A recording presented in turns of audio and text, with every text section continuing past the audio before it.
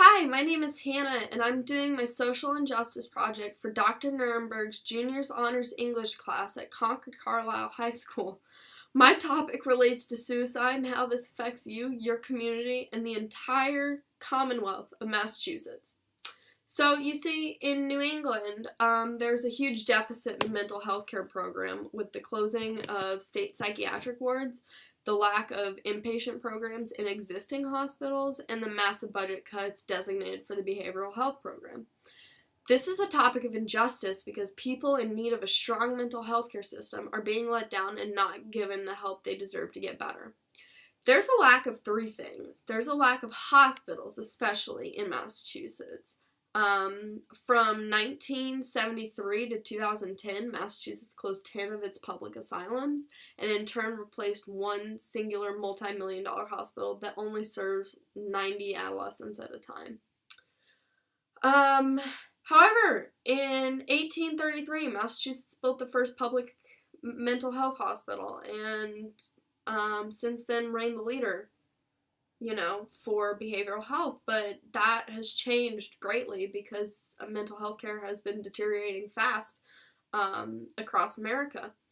According to the Agency for Healthcare Research and Quality, mental illness sends nearly 5.5 million people to the emergency rooms each year, accounting for 4% of all visits. 4%. That's a huge percent.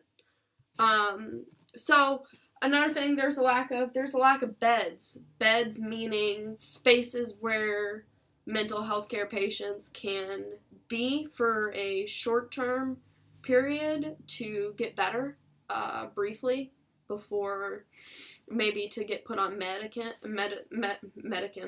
that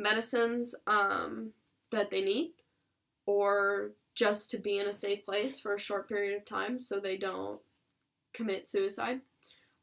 There's been a elimination of 4,500 beds in the past 3 years across America, and that's been causing,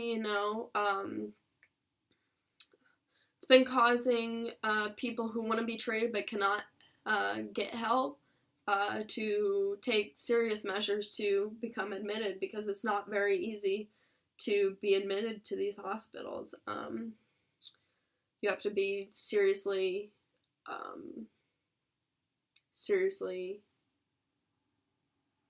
not right to be admitted to the hospitals, and it's getting very difficult to be admitted. So some people, one woman, Karen Kelly,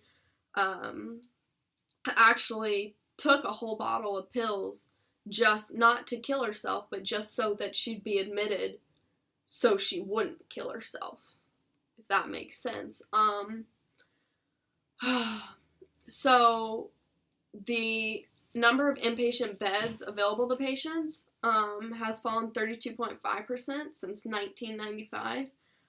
That's an even bigger percentage than the amount of people sent to the hospital rooms, but also smaller, number.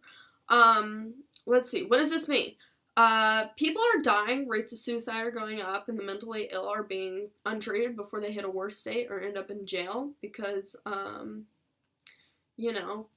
most incarcerated inmates, 50% or more have a mental health issue.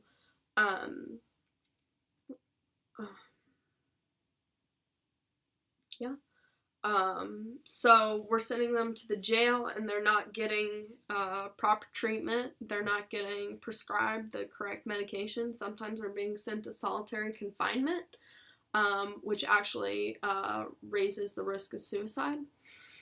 Okay, so right now there are 23 million Americans living with a major mental illness right now. That could be schizophrenia, bipolar disorder, or major depressive disorder.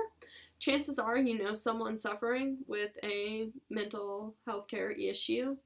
If not, it still affects you because the states spend about $1 billion per year.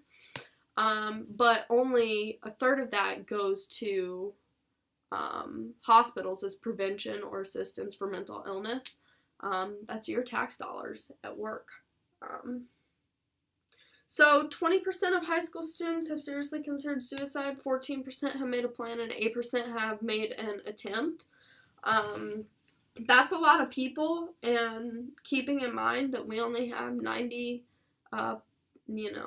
beds for adolescents in the state of Massachusetts, that's not going to help 8% of all